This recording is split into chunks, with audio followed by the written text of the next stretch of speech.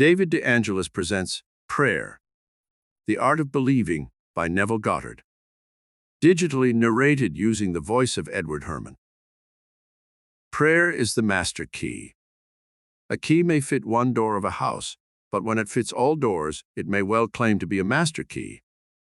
Such and no less a key is prayer to all earthly problems. Chapter 1.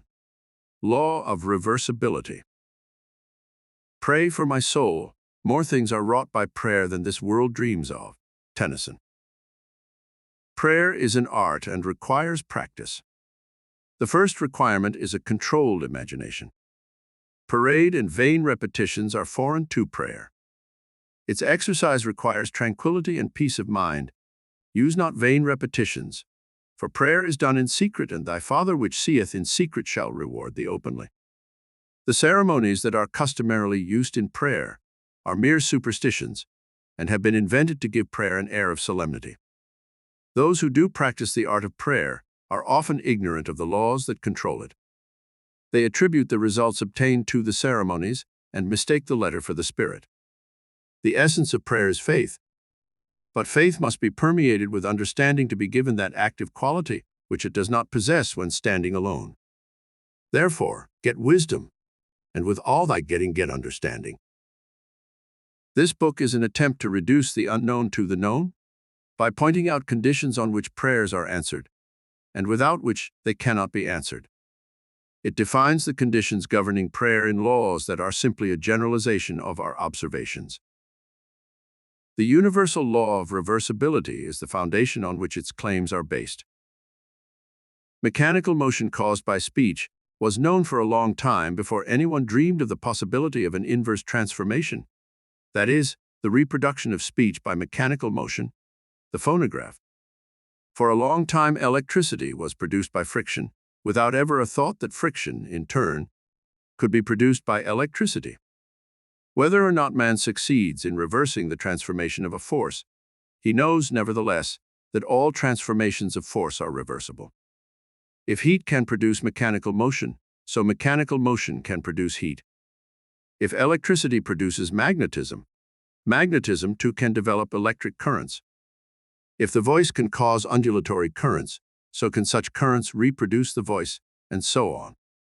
Cause and effect, energy and matter, action and reaction are the same and interconvertible. This law is of the highest importance because it enables you to foresee the inverse transformation once the direct transformation is verified. If you knew how you would feel were you to realize your objective, then inversely, you would know what state you could realize were you to awaken in yourself such feeling. The injunction, to pray believing that you already possess what you pray for, is based upon a knowledge of the law of inverse transformation. If your realized prayer produces in you a definite feeling or state of consciousness, then inversely, that particular feeling or state of consciousness must produce your realized prayer. Because all transformations of force are reversible, you should always assume the feeling of your fulfilled wish. You should awaken within you the feeling that you are and have that which heretofore you desired to be and possess. This is easily done by contemplating the joy that would be yours were your objective an accomplished fact, so that you live and move and have your being in the feeling that your wish is realized. The feeling of the wish fulfilled, if assumed and sustained, must objectify the state that would have created it.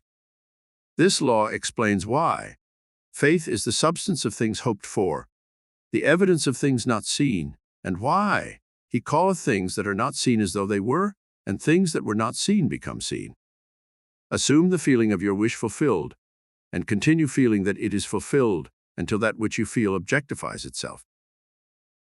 If a physical fact can produce a psychological state can produce a physical fact. If the effect, A, can be produced by the cause, B, then inversely, the effect, B, can be produced by the cause, A. Therefore I say unto you, what things soever ye desire when ye pray, believe that ye have received them, and ye shall have them. Mark 11:24. Chapter 2. Dual Nature of Consciousness. A clear concept of the dual nature of man's consciousness must be the basis of all true prayer. Consciousness includes a subconscious as well as a conscious part. The infinitely greater part of consciousness lies below the sphere of objective consciousness. The subconscious is the most important part of consciousness. It is the cause of voluntary action. The subconscious is what a man is. The conscious is what a man knows. I and my Father are one, but my Father is greater than I. The conscious and subconscious are one, but the subconscious is greater than the conscious. I of myself can do nothing. The Father within me, he doeth the work. I, objective consciousness, of myself can do nothing. The Father, the subconscious, he doeth the work. The subconscious is that in which everything is known, in which everything is possible, to which everything goes, from which everything comes, which belongs to all, to which all have access. What we are conscious of is constructed out of what we are not conscious of. Not only do our subconscious assumptions influence our behavior, but they also fashion the pattern of our objective existence. They alone have the power to say, "Let us make man, objective manifestations, in our image, after our likeness." The whole of creation is asleep within the deep of man and is awakened to objective existence by his subconscious assumptions. Within that blankness we call sleep, there is a consciousness in unsleeping vigilance, and while the body sleeps, this unsleeping being releases from the treasure house of eternity the subconscious assumptions of man. Prayer is the key which unlocks the infinite storehouse. Prove me now herewith, saith the Lord of hosts, if I will not open you the windows of heaven and pour you out a blessing, that there shall not be room enough to receive it. Prayer modifies or completely changes our subconscious assumptions, and a change of assumption is a change of expression. The conscious mind reasons inductively from observation, experience, and education. It therefore finds it difficult to believe what the five senses and inductive reason deny. The subconscious reasons deductively and is never concerned with the truth or falsity of the premise, but proceeds on the assumption of the correctness of the premise and objectifies results which are consistent with the premise. This distinction must be clearly seen by all who would master the art of praying. No true grasp of the science of prayer can be really obtained until the laws governing the dual nature of consciousness are understood and the importance of the subconscious realized. Prayer, the art of believing what is denied by the senses, deals almost entirely with the subconscious. Through prayer, the subconscious is suggested into acceptance of the wish fulfilled, and, reasoning deductively, logically unfolds it to its legitimate end. Far greater is he that is in you than he that is in the world. The subjective mind is the diffused consciousness that animates the world. It is the spirit that giveth life. In all substance is a single soul, subjective mind. Through all creation runs this one unbroken subjective mind. Thought and feeling fused into beliefs impress modifications upon it, charge it with a mission, which mission it faithfully executes. The conscious mind originates premises. The subjective mind unfolds them to their logical ends. Were the subjective mind not so limited in its initiative power of reasoning, objective man could not be held responsible for his actions in the world. Man transmits ideas to the subconscious through his feelings. The subconscious transmits ideas from mind to mind through telepathy. Your unexpressed convictions of others are transmitted to them without their conscious knowledge or consent, and if subconsciously accepted by them will influence their behavior. The only ideas they subconsciously reject are your ideas of them, which they could not wish to be true of anyone. Whatever they could wish for others can be believed of them, and by the law of belief which governs subjective reasoning, they are compelled to subjectively accept, and therefore objectively express, accordingly. The subjective mind is completely controlled by suggestion. Ideas are best suggested when the objective mind is partly subjective, that is, when the objective senses are diminished or held in abeyance. This partly subjective state can best be described as controlled reverie, wherein the mind is passive, but capable of functioning with absorption. It is a concentration of attention. There must be no conflict in your mind when you are praying. Turn from what is to what ought to be. Assume the mood of fulfilled desire, and by the universal law of reversibility you will realize your desire. Chapter 3. Imagination and Faith. Prayers are not successfully made unless there is a rapport between the conscious and subconscious mind of the operator. This is done through imagination and faith. By the power of imagination, all men, certainly imaginative men, are forever casting forth enchantments, and all men, especially unimaginative men, are continually passing under their power. Can we ever be certain that it was not our mother while darning our socks who began that subtle change in our minds? If I can unintentionally cast an enchantment over persons, there is no reason to doubt that I am able to cast intentionally a far stronger enchantment. Everything that can be seen, touched, explained, argued over, is to the imaginative man nothing more than a means, for he functions by reason of his controlled imagination, in the deep of himself, where every idea exists in itself, and not in relation to something else. In him there is no need for the restraints of reason.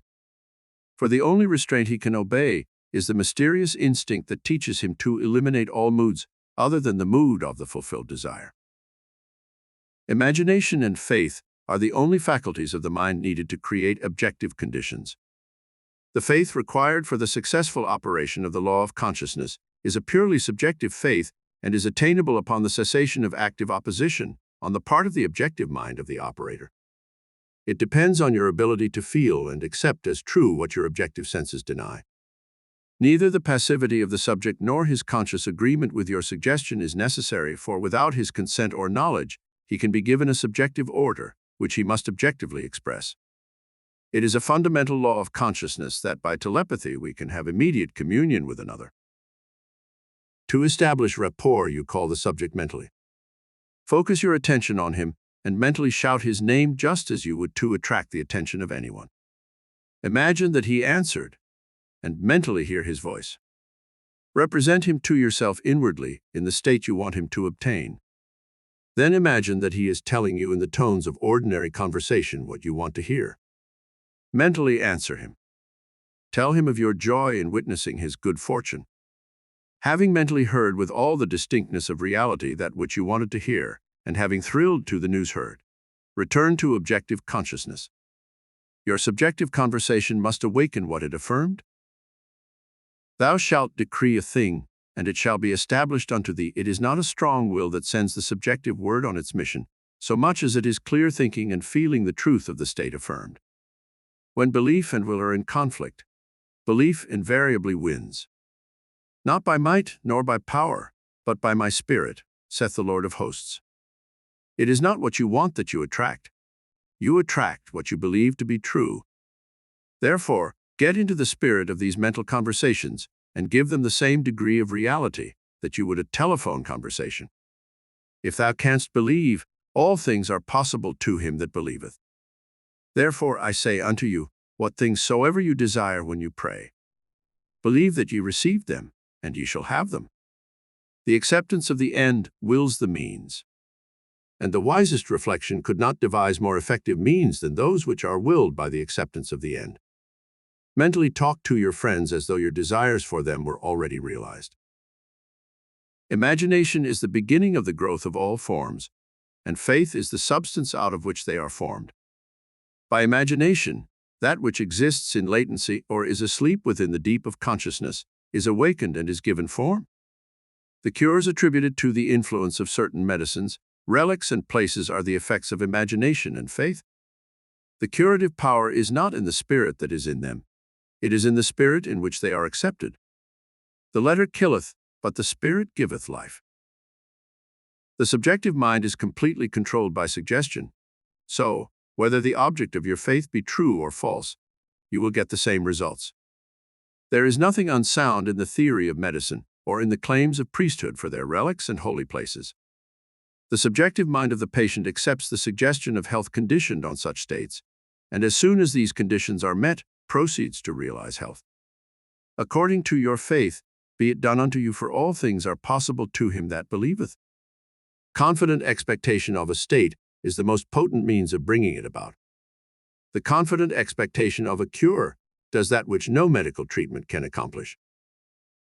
Failure is always due to an antagonistic autosuggestion by the patient, arising from objective doubt of the power of medicine or relic, or from doubt of the truth of the theory. Many of us, either from too little emotion or too much intellect, both of which are stumbling blocks in the way or prayer, cannot believe that which our sense deny. To force ourselves to believe will end in greater doubt. To avoid such counter-suggestions, the patient should be unaware objectively of the suggestions which are made to him. The most effective method of healing or influencing the behavior of others consists in what is known as the silent or absent treatment. When the subject is unaware objectively of the suggestion given him, there is no possibility of him setting up an antagonistic belief. It is not necessary that the patient know objectively that anything is being done for him. From what is known of the subjective and objective processes of reasoning, it is better that he should not know objectively of that which is being done for him. The more completely the objective mind is kept in ignorance of the suggestion, the better will the subjective mind perform its functions. The subject subconsciously accepts the suggestion and thinks he originates it, proving the truth of Spinoza's dictum that we know not the causes that determine our actions. The subconscious mind is the universal conductor, which the operator modifies with his thoughts and feelings. Visible states are either the vibratory effects of subconscious vibrations within you, or they are vibratory causes of the corresponding vibrations within you. A disciplined man never permits them to be causes, unless they awaken in him the desirable states of consciousness. With a knowledge of the law of reversibility, the disciplined man transforms his world by imagining and feeling only what is lovely and of good report. The beautiful idea he awakens within himself shall not fail to arouse its affinity in others. He knows the Savior of the world is not a man, but the manifestation that would save. The sick man's Savior is health, the hungry man's is food, the thirsty man's Savior is water. He walks in the company of the Savior by assuming the feeling of his wish fulfilled. By the law of reversibility, that all transformations of force are reversible, the energy or feeling awakened transforms itself into the state imagined. He never waits 4 months for the harvest. If in 4 months the harvest will awaken in him a state of joy, then inversely, the joy of harvest now will awaken the harvest now. Now is the acceptable time to give beauty for ashes, joy for mourning, praise for the spirit of heaviness, that they might be called trees of righteousness, the planting of the Lord that he might be glorified. Chapter 4. Energy and Power. Everyone is amenable to the same psychological laws which govern the ordinary hypnotic subject. He is amenable to control by suggestion. In hypnosis, the objective senses are partly or totally suspended. However, no matter how profoundly the objective senses are locked in hypnosis, the subjective faculties are alert, and the subject recognizes everything that goes on around him. The activity and power of the subjective mind are proportionate to the sleep of the objective mind. Suggestions which appear powerless when presented directly to the objective consciousness are highly efficacious when the subject is in a hypnotic state. The hypnotic state is simply being unaware, objectively. In hypnotism, the conscious mind is put to sleep, and the subconscious powers are exposed as to be directly reached by suggestion. It is easy to see from this, providing you accept the truth of mental suggestions, that anyone not objectively aware of you is in a profound hypnotic state relative to you. Therefore, curse not the king, no, not in thy thought, and curse not the rich in the bedchamber, for a bird of the air shall carry the voice, and that which hath wings shall tell the matter. Ecclesiastes 10:20. What you sincerely believe as true of another you will awaken within him. No one need be entranced in the ordinary manner to be helped.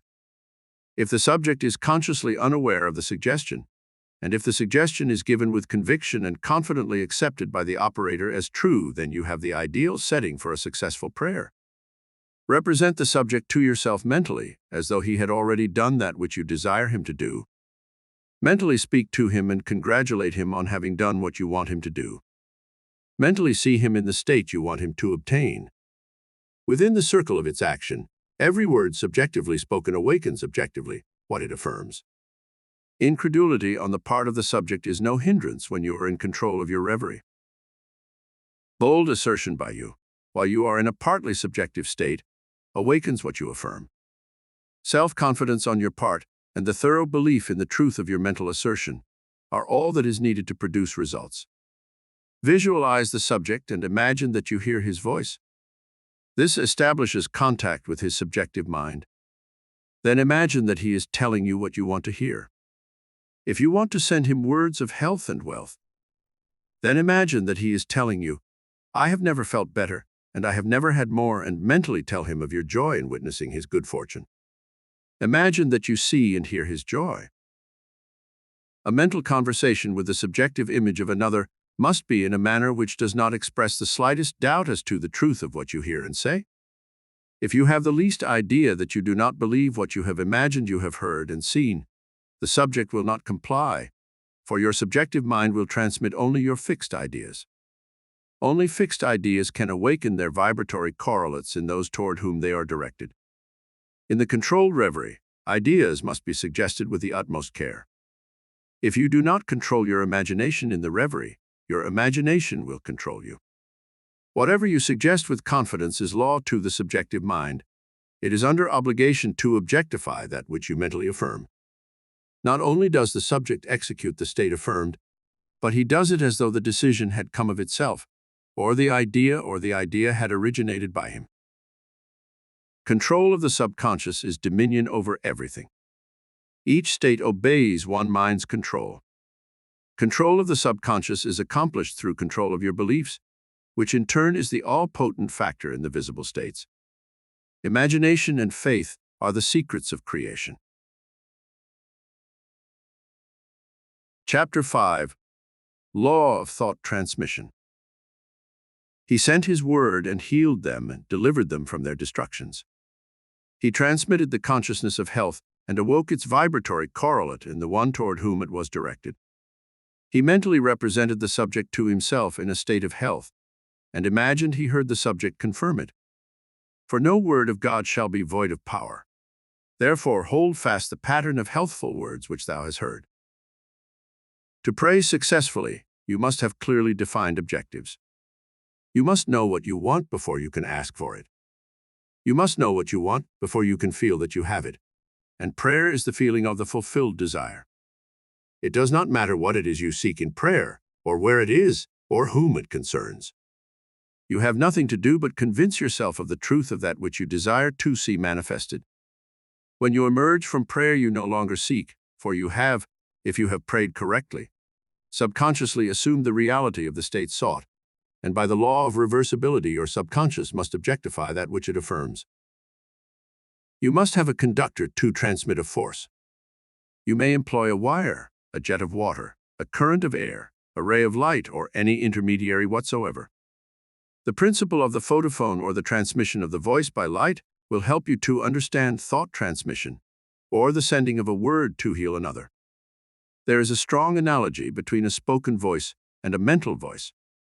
To think is to speak low, to speak is to think aloud. The principle of the photophone is this: a ray of light is reflected by a mirror and projected to a receiver at a distant point. Back of the mirror is a mouthpiece. By speaking into the mouthpiece, you cause the mirror to vibrate. A vibrating mirror modifies the light reflected on it. The modified light has your speech to carry, not as speech, but as represented in its mechanical correlate. It reaches the distant station and impinges on a disc within the receiver. It causes the disc to vibrate according to the modification it undergoes, and it reproduces your voice. I am the light of the world. I am the knowledge that I exist is a light by means of which what passes in my mind is rendered visible. Memory, or my ability to mentally see what is objectively present, proves that my mind is a mirror, so sensitive a mirror that it can reflect a thought. The reperception of an image in memory in no way differs as a visual act from the perception of my image in a mirror. The same principle of seeing is involved in both. Your consciousness is the light reflected on the mirror of your mind and projected in space to the one of whom you think. By mentally speaking to the subjective image in your mind, you cause the mirror of your mind to vibrate. Your vibrating mind modifies the light of consciousness reflected on it. The modified light of consciousness reaches the one toward whom it is directed and impinges on the mirror of his mind. It causes his mind to vibrate according to the modification it undergoes. Thus, it reproduces in him what was mentally affirmed by you. Your beliefs, your fixed attitudes of mind, constantly modify your consciousness as it is reflected on the mirror of your mind. Your consciousness, modified by your beliefs, objectifies itself in the conditions of your world. To change your world, you must first change your conception of it. To change a man, you must change your conception of him. You must first believe him to be the man you want him to be, and mentally talk to him as though he were. All men are sufficiently sensitive to reproduce your beliefs of them. Therefore, if your word is not reproduced visibly in him toward whom it is sent, the cause is to be found in you, not in the subject. As soon as you believe in the truth of the state affirmed, results follow. Everyone can be transformed. Every thought can be transmitted. Every thought can be visibly embodied. Subjective words, subconscious assumptions, awaken what they affirm. They are living and active, and shall not return unto me void, but shall accomplish that which I please, and shall prosper in the thing whereto I sent them. They are endowed with the intelligence pertaining to their mission, and will persist until the object of their existence is realized. They persist until they awaken the vibratory correlates of themselves within the one toward whom they are directed, but the moment the object of their creation is accomplished, they cease to be. The word spoken subjectively in quiet confidence will always awaken a corresponding state in the one in whom it was spoken, but the moment its task is accomplished, it ceases to be, permitting the one in whom the state is realized to remain in the consciousness of the state affirmed, or to return to his former state. Whatever state has your attention holds your life. Therefore, to become attentive to a former state is to return to that condition. Remember not the former things, neither consider things of old. Nothing can be added to man, for the whole of creation is already perfected in him. The kingdom of heaven is within you. Man can receive nothing, except it be given him from heaven. Heaven is your subconsciousness. Not even a sunburn is given from without. The rays without only awaken corresponding rays within. Were the burning rays not contained within man, all the concentrated rays in the universe could not burn him. Were the tones of health not contained within the consciousness of the one whom they are affirmed, they could not be vibrated by the word which is sent. You do not really give to another. You resurrect that which is asleep within him. The damsel is not dead, but sleepeth. Death is merely a sleeping and forgetting. Age and decay are the sleep, not death, of youth and health. Recognition of a state vibrates or awakens it. Distance, as it is cognized by your objective senses, does not exist for the subjective mind. If I take the wings of the morning and dwell in the uttermost parts of the sea, even there shall they hand lead me. Time and space are conditions of thought. The imagination can transcend them and move in a psychological time and space. Although physically separated from a place by thousands of miles, you can mentally live in the distant place as though it were here. Your imagination can easily transform winter into summer, New York into Florida, and so on. Whether the object of your desire be near or far, results will be the same. Subjectively, the object of your desire is never far off. Its intense nearness makes it remote from observation of the senses. It dwells in consciousness, and consciousness is closer than breathing and nearer than hands and feet.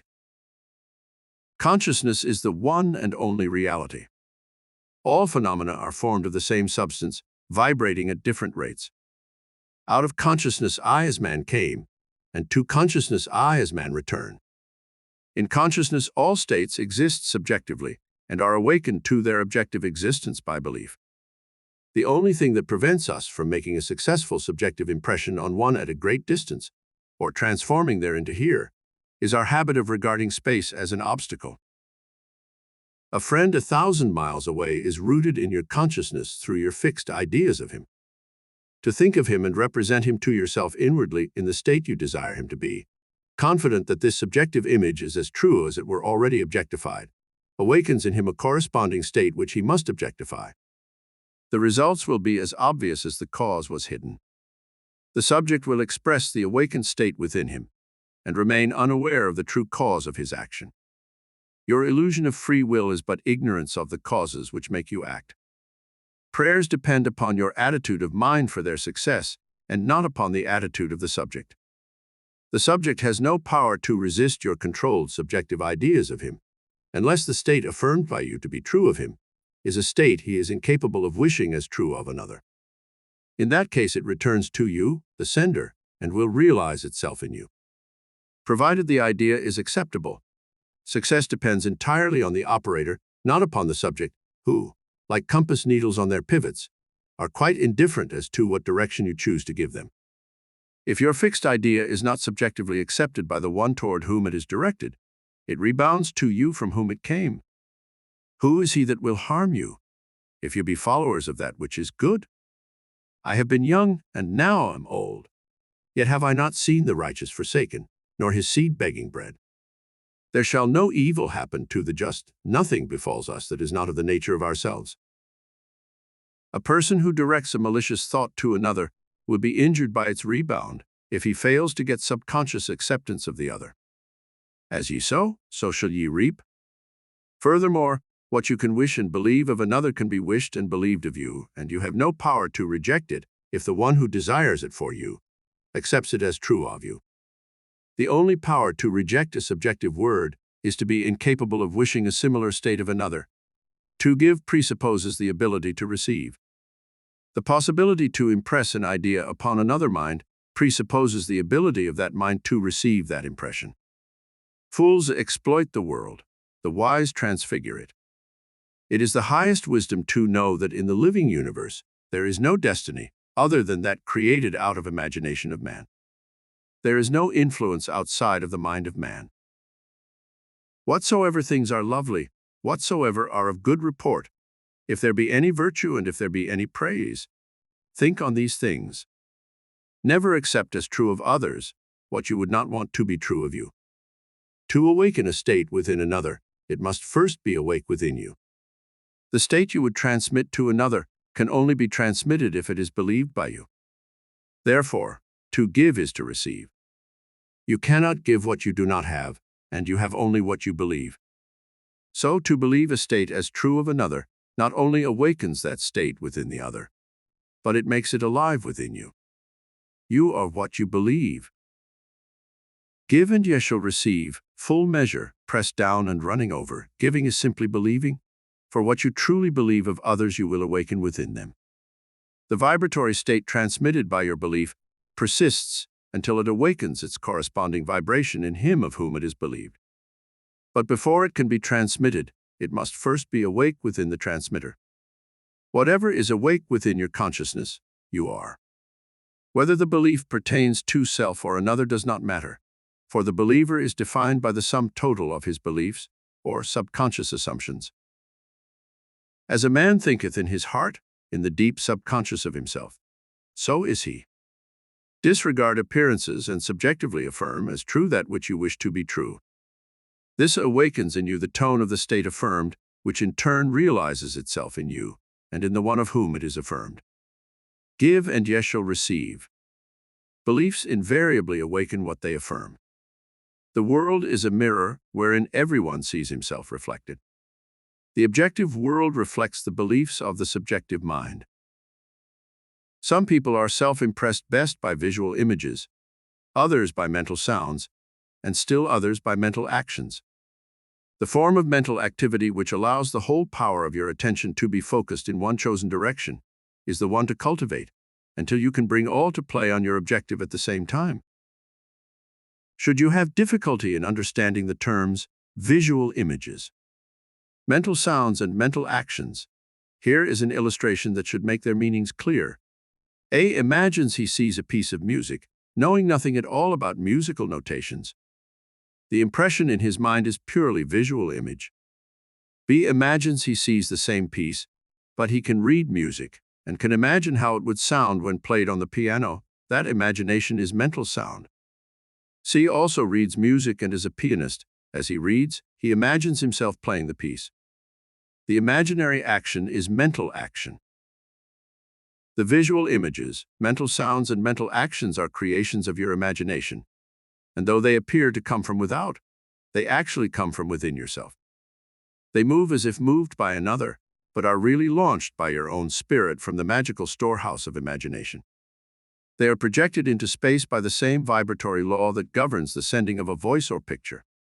Speech and images are projected not as speech or images, but as vibratory correlates. Subjective mind vibrates according to the modifications it undergoes by the thought and feelings of the operator. The visible state created is the effect of the subjective vibrations. A feeling is always accompanied by a corresponding vibration, that is, a change in expression or sensation in the operator. There is no thought or feeling without expression.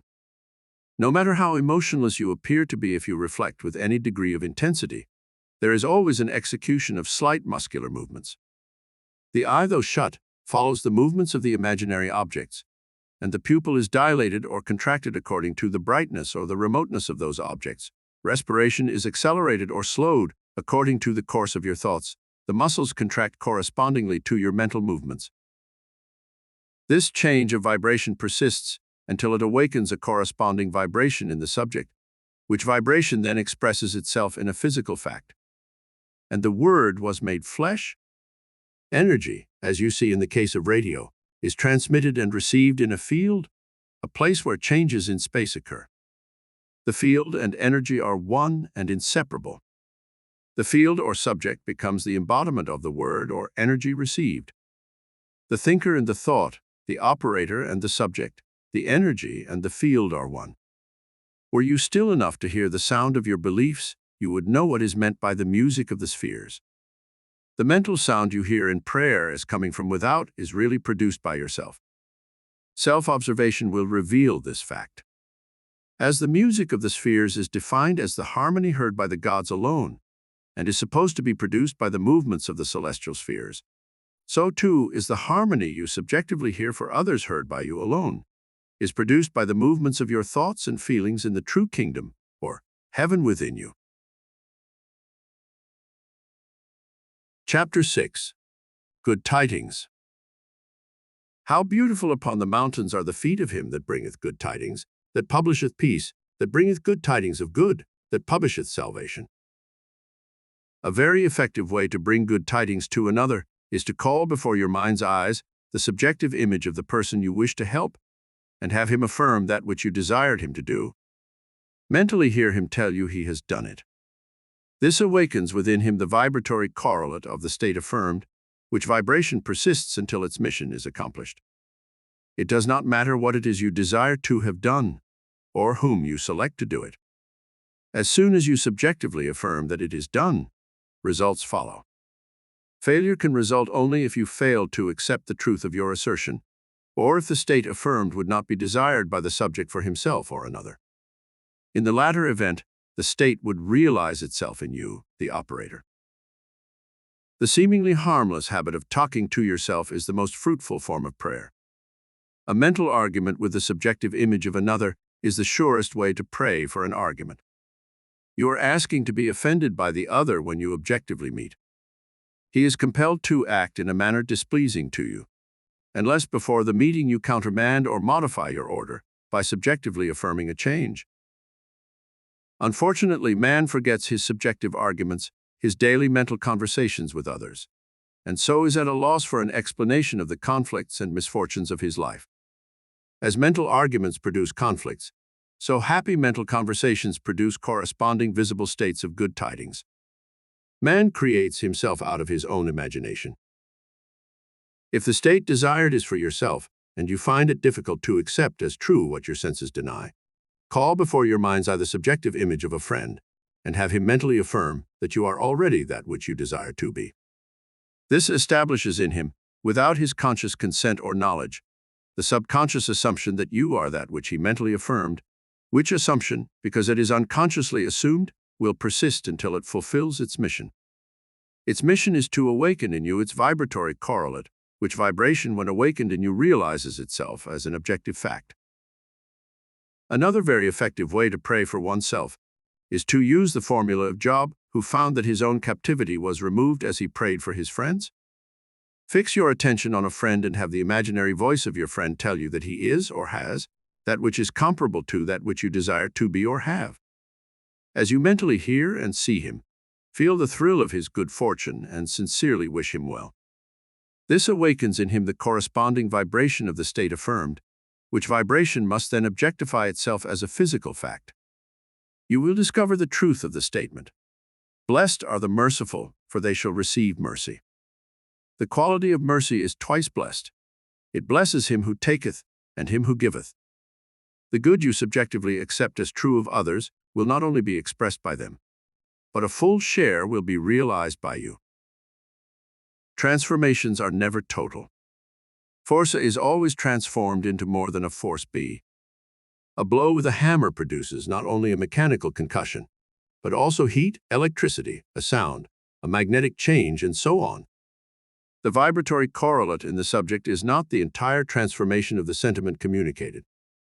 The gift transmitted to another is like the divine measure, pressed down, shaken together and running over, so that after 5,000 are fed from the 5 loaves and 2 fish, 12 baskets full are left over. Chapter 7. The Greatest Prayer. Imagination is the beginning of creation. You imagine what you desire, and then you believe it to be true. Every dream could be realized by those self-disciplined enough to believe it. People are what you choose to make them. A man is according to the manner in which you look at him. You must look at him with different eyes before he will objectively change. 2 men looked from prison bars. One saw the mud, and the other saw the stars. Centuries ago, Isaiah asked the question, "Who is blind but my servant, or deaf as my messenger that I sent? Who is blind as he that is perfect, as blind as the Lord's servant?" The perfect man judges not after appearances, but judges righteously. He sees others as he desires them to be. He hears only what he wants to hear. He sees only good in others. In him is no condemnation, for he transforms the world with his seeing and hearing. The king that sitteth on the throne scattereth the evil with his eye. Sympathy for living things, agreement with human limitations, is not in the consciousness of the king, because he has learned to separate their false concepts from their true being. To him, poverty is but the sleep of wealth. He does not see caterpillars, but painted butterflies to be. Not winter, but summer sleeping. Not man in want, but Jesus sleeping. Jesus of Nazareth, who scattered the evil with his eye, is asleep in the imagination of every man, and out of his own imagination must man awaken him by subjectively affirming, "I am Jesus." Then and only then will he see Jesus, for man can only see what is awake in himself. The holy womb is man's imagination. The holy child is that conception of himself which fits Isaiah's definition of perfection. Heed the words of St. Augustine, "Too late have I loved thee, for behold thou were within, and it was without that I did seek thee." It is your own consciousness that you must turn as to the only reality. There and there alone, you awaken that which is asleep. Though Christ 1,000 times in Bethlehem be born, if he is not born of in thee, thy soul is still forlorn. Creation is finished. You call your creation into being by feeling the reality of the state you would call. A mood attracts its affinities, but it does not create what it attracts. As sleep is called by feeling, "I am sleepy," so too is Jesus Christ called by the feeling, "I'm Jesus Christ." Man sees only himself. Nothing befalls man that is not the nature of himself. People emerge out of the mass betraying their close affinity to your moods as they are engendered. You meet them seemingly by accident, but find they are intimates of your moods. Because your moods continually externalize themselves, you could prophesy from your moods that you, without search, would soon meet certain characters and encounter certain conditions. Therefore, call the perfect one into being by living in the feeling, "I am Christ." For Christ is the one concept of self through which can be seen the unveiled realities of eternity. Our behavior is influenced by our subconscious assumption respecting our own social and intellectual rank and that of the one we are addressing. Let us seek for and evoke the greatest rank, and the noblest of all is that which disrobes man of his morality and clothes him with uncurbed immortal glory. Let us assume the feeling, "I am Christ," and our whole behavior will subtly and unconsciously change in accordance with the assumption. Our subconscious assumptions continually externalize themselves, that others may consciously see us as we subconsciously see ourselves. and tell us by their actions what we have subconsciously assumed of ourselves to be. Therefore, let us assume the feeling, "I am Christ," until our conscious claim becomes our subconscious assumption that we all with open face beholding as in a glass the glory of the Lord are changed into the same image from glory to glory. Let God awake and his enemies be destroyed. There is no greater prayer for man. This recording of Prayer, The Art of Believing by Neville Goddard was presented by David De Angelis. Sound recording copyright 2022 and produced by Deep Send Limited 2022.